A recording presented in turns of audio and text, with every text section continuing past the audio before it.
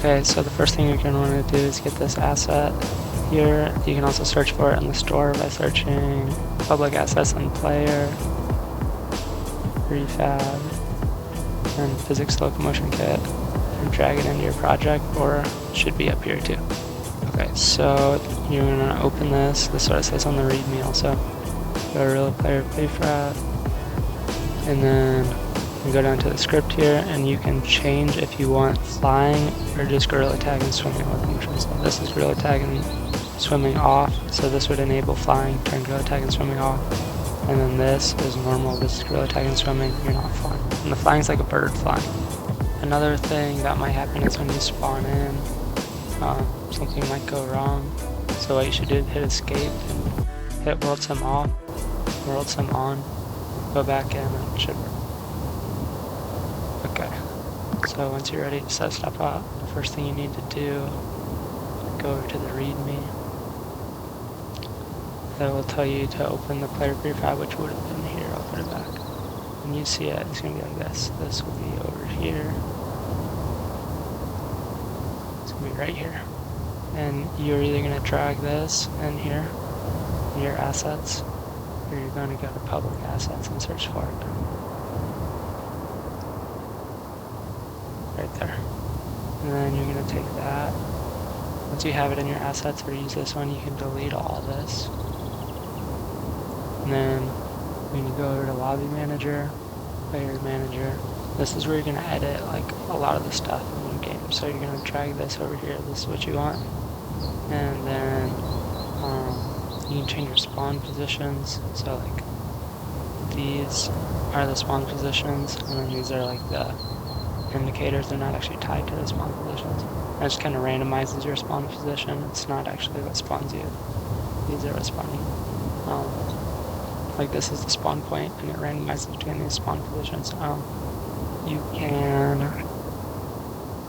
change your lobby spawn point, which is this, but like you can move it around, I guess. It doesn't matter if you have those spawn positions. So there's the game start spawn. So that's like, this is a queue area, and there's a trigger in here. Once the game starts, you'll spawn wherever this is. So I put it at the front of this like race. So you can move that around. There is a players and lobby thing. That's just the text. You probably don't want to change that. There's max players. That's also just the text. You can change the max players though, like this. Now they can go up to 14 or whatever. Put it back at 10. Change the lobby wait time too. So the countdown is at 10 seconds now, but you can have it wait for like 20 seconds for people to join. There's also lobby full wall that like blocks people from joining once the lobby's full. It's just a collider in here. Actually, it goes all the way around. There's colliders all the way around.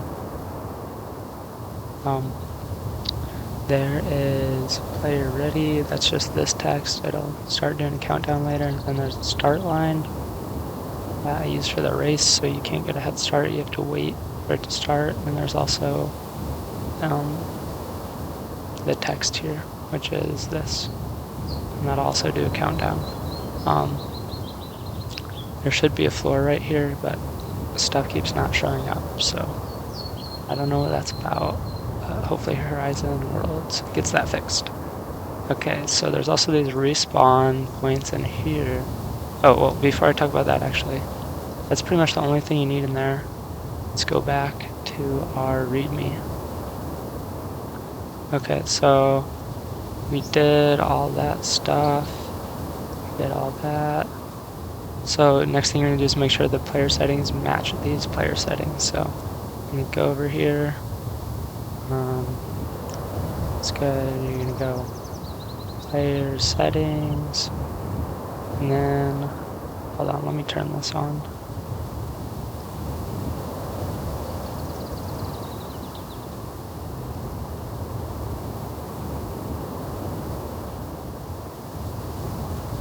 Okay, you're gonna come in here and you can change your player count to whatever you want. You can change that stuff. You want emotes off. I think maybe they can be on, but it might break stuff. And then after that, NPC fallback was not an option when I did this, whatever. Don't worry about that. Just copy what I have. Emotes, hands collide with physical objects is very important. Hands collide with static objects is important. Custom player movement is very important. And then this other stuff is not really important. You can do whatever you want. Alright, so hit save. And then we get the player settings. So now you're going to make sure all climbable objects are under an empty parent with collision layer set to object only. So that's very important. All my objects in the game are under this. And right here, you set the collision layer to objects only. That's very important. Now, all the stuff I don't want people to climb on, for example, these walls, I don't want people to climb out, or this start box that holds you back. You can't see it, but there's a box here. I don't want people climbing over that. So you set it to players only. And people collide with it, but they can't climb over it. Okay. So you gotta make sure you have all your objects in those two categories. After that, this isn't on the thing, but these are your respawns. So at the respawn point is gonna be all of this down here. When you die, you're gonna respawn. When you hit this trigger, you're gonna die. It's gonna play death animation. You're gonna respawn wherever this is. So right here, this is where you respawn if you die. And then if you win, you gotta get in this trigger. And notice that there is a option here for the spawn point and win, not die. If you set that to true, it'll count as a win and give you a point on the leaderboard. So, and play a different animation. So you come in here, you win, you go to the respawn point, which is up here, and it'll give you points on the leaderboard. So that's how people get points. Okay, back here.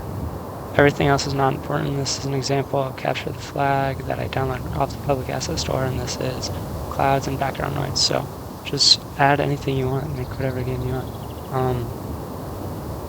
Make sure the leaderboard name is top owner, so you go to systems, leaderboards. Make sure you create one and name it top winners. Okay, and then make sure you have a variable group in systems, and then variable groups. Hit plus, create variable, name it leaderboards, do whatever description you want, open it, click plus, add a variable, name it score, just like these are typed. And then your leaderboard will be set up and working. And that is about it. You can add whatever you want.